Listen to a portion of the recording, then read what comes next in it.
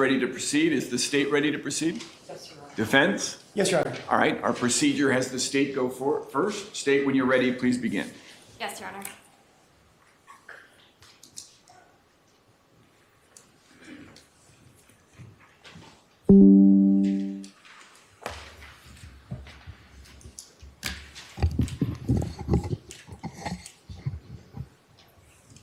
May it please the court? Members of the jury. Rage. That was the defendant's answer. In this case, the evidence will show that on the morning of September 1st of 2023, the morning after the defendant stabbed his parents to death, after he led the Northport Police Department on a high-speed chase down and up I-75, after he ran through woods and swam through canals for almost 8 hours to avoid capture. The morning after, he sat in an interview room with detectives, and they asked him a question. What happened last night? What happened? Help us understand.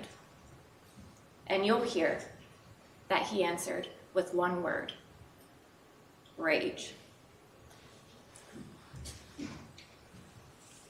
A rage that he described had been boiling until it reached the point the previous night where he decided to do it. As you've been instructed, Dima Tower, the defendant in this case, has been charged with 3 criminal offenses for his conduct on the night of August 31st of 2023. 2 counts of first-degree premeditated murder for the murder of Robbie and Jennifer Tower, and 1 count of fleeing to elude law enforcement. In this trial, the state will prove to you that the defendant is guilty as charged by presenting evidence. In this trial, you'll hear evidence, and you'll see it in witness testimony, in physical exhibits, in video, in photographs, in the results of forensic testing, and in this case, you will also hear the defendant's own words. For the witness testimony, you'll hear from civilians. You'll hear from Jonna Walton. She was a neighbor on Malakote Road of the Towers. She knew them personally, they were friends. You'll hear how, on the night of August 31st, she was asleep in her bed. You'll hear how close to midnight she was woken up by sounds at the door, ringing, banging. You'll hear how she heard a woman's voice call out for help. And that voice was so desperate that she did not recognize it. You'll hear how she ran down the stairs. And a few moments later, she called law enforcement, 911. And you'll hear how she opened the door. No one was there, but she saw the blood. She saw stains of blood.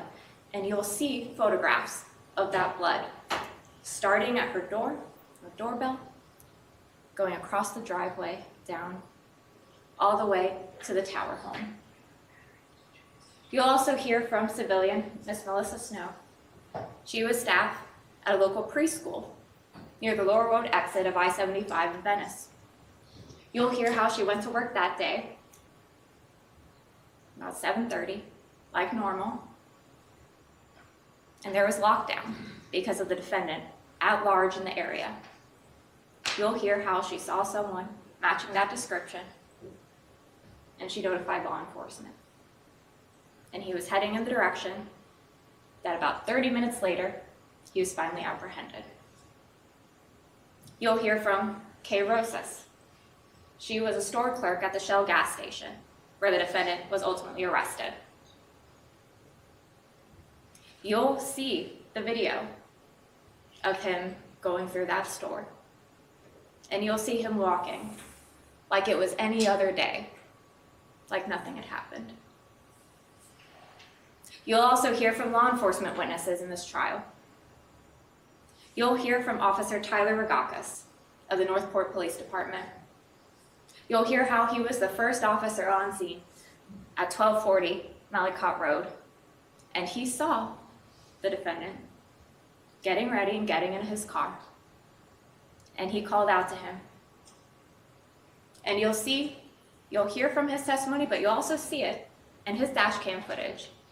You'll see the defendant ignore him, get in his car, and speed away around another officer coming down the road. You'll see for about 30 minutes the defendant's driving. First, as he's speeding through the residential streets of Northport, running stop signs. At one point he goes, you'll see, down the opposite side of the road to try to get away from officers. You'll see when he merges on I-75, you'll see him drive around cars and speed towards Charlotte County until he turns around and goes back towards Venice. And you'll see where he finally abandons the car and takes off running into the woods, where he's able to avoid officers for that entire night up until the next morning. You'll hear testimony from Detective Cade Ryer. He was an officer at the time with the Venice Police Department. He was the one who went out to location where a sighting of a potential subject was called out near the Lower Road exit. And you'll hear how he happened to be checking the Shell gas station at the same time the defendant was walking in the back of the building, and they were able to make the arrest. You'll also hear from Corporal St. Jean. He was the lead detective assigned to this case in this investigation. You'll hear the steps of his investigation, identifying a suspect. And you'll hear how, after the defendant was arrested, he and another detective, Detective Chippendale, with the Northport Police Department, went to the police station in Venice to meet with the defendant, where they conducted an interview. That interview was video recorded, so you will hear in this trial the defendant's own words about what happened. You will hear that prior to that night, despite his parents being loving, the defendant was angry. Angry at life, that it was not turning out the way he expected. And that anger was building and boiling. You'll hear how that night was not the first time he thought about killing his parents. You'll hear how that day started out like any other normal day for him, that he went for a full shift at his job, came home, then went to his car and had a drink and began to think. You'll hear how that's when the thoughts came again, that he wasn't happy in killing his parents. You'll hear how he went back into the house, into his bedroom, and he continued to have that thought. And that's when he decided to do it. That's what he was going to do, and you'll hear this in the interview, that he was going to get it over with.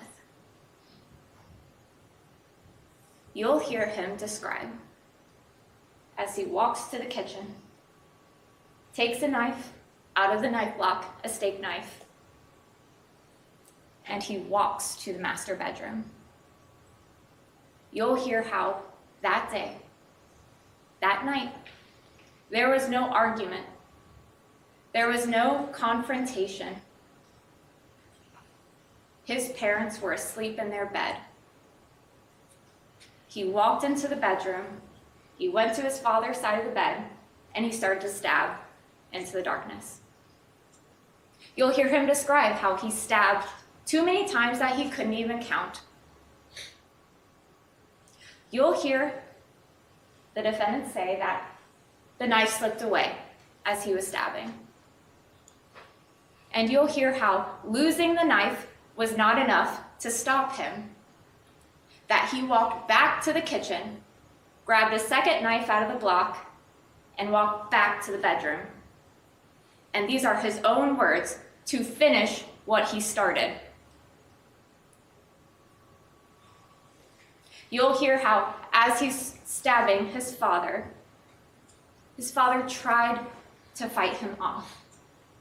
But there was blood everywhere, and the defendant was too strong.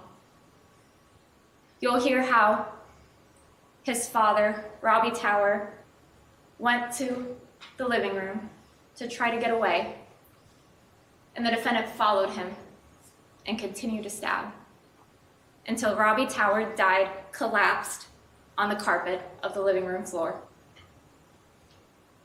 You'll hear how the defendant's mother woke up while this was happening and tried to defend her husband, but she wasn't strong enough.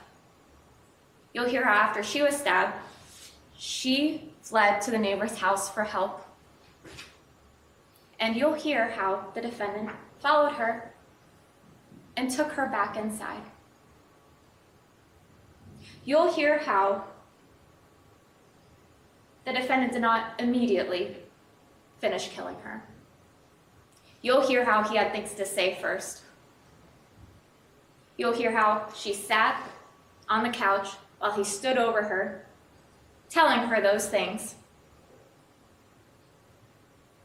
You'll hear how while she was on the couch, she cried and pled for her life. But the defendant didn't care. And when he was done, that's when he decided to finish killing her. You'll hear how he stabbed her again, over and over again, in her face and her neck. You'll hear how she didn't die on the couch. She was able to crawl away on the carpet looking for her husband. And you'll hear that's where she died, lying next to him. You'll hear how, when he was done, the defendant knew someone would have called the police and he had to move fast. So you'll hear how he made a series of calculated decisions after they were dead. You'll hear how he took the knife that he had and he cleaned it and he put it in the knife block. He cleaned himself off, he grabbed some belongings, and he went to his car to leave. You'll hear how he saw law enforcement get there. He heard the officer call out, and he didn't give a shit. Those are his words. You'll hear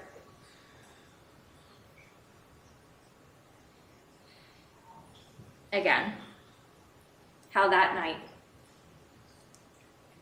was not the first time he thought about hurting his parents. But that was the night that he decided to finally do it. And you'll hear motive. When detectives ask him, how could your rage get to that point?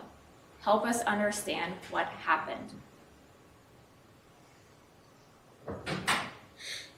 He answered that he was fed up with this country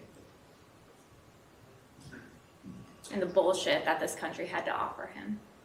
And his parents, they were a part of that. And he didn't like them as people anymore. And so he knew he would kill them.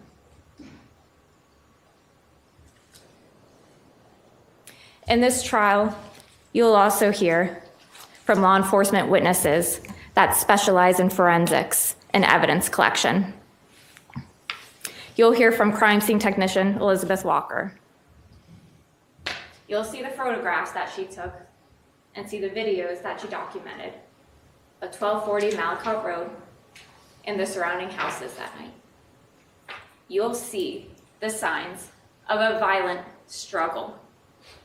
You'll see the bedroom where the killing started and the bloody sheets, still wet when they were photographed.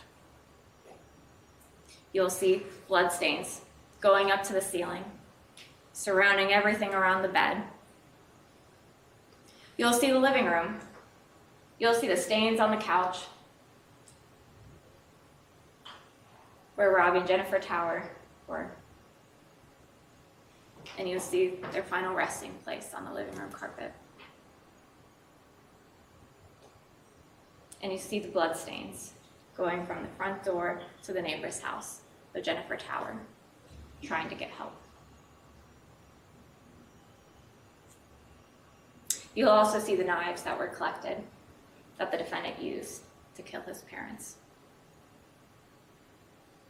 You'll also hear from crime scene technician Courtney Stender. She assisted with processing and documenting the vehicle that the defendant fled in and abandoned that night. And you'll see pictures of that vehicle. Next, you'll hear from Charlene Webster with the Florida Department of Law Enforcement. You'll hear how she received the knives and blood samples from the Northport Police Department in evidence, and she performed testing on those samples. You'll hear about her procedures for doing that, and you'll hear how, at the conclusion of her testing, that Robbie and Jennifer Tower's blood, as well as the defendant's, were identified on the knives that he admitted to using. Lastly, you'll hear from Dr. Russell Vega. He's the chief medical examiner for the 12th Circuit. He examined the victims in the home where they died. He also performed formal autopsies in the medical examiner's office. Through his testimony and the pictures that you'll have to see, you will see the extent and the quantity of the stab wounds to Robbie and Jennifer Tower. The evidence will show that Robbie Tower had 68 penetrating wounds. Wounds to his scalp, his neck, shoulders, chest, his back, arms, and one of his legs. You'll hear that Robbie Tower had perforations of a carotid artery, larynx, and his left lung. You'll also see and hear that Jennifer Tower had 79 penetrating stab wounds, clustered over her scalp, her head, her back, her right shoulder, her chest and arms, and 38 stab wounds to her neck. You'll hear that she had perforations of her carotid artery, her internal jugular vein, and even her spinal cord. At the end of this trial, and the close of all the evidence, after the judge instructs you in the law, the state will ask you to render a verdict that aligns with three things: the evidence that you will be presented, the law, and your common sense. We will ask that you render a verdict that holds the defendant accountable and that you find the defendant guilty as charged. Thank you.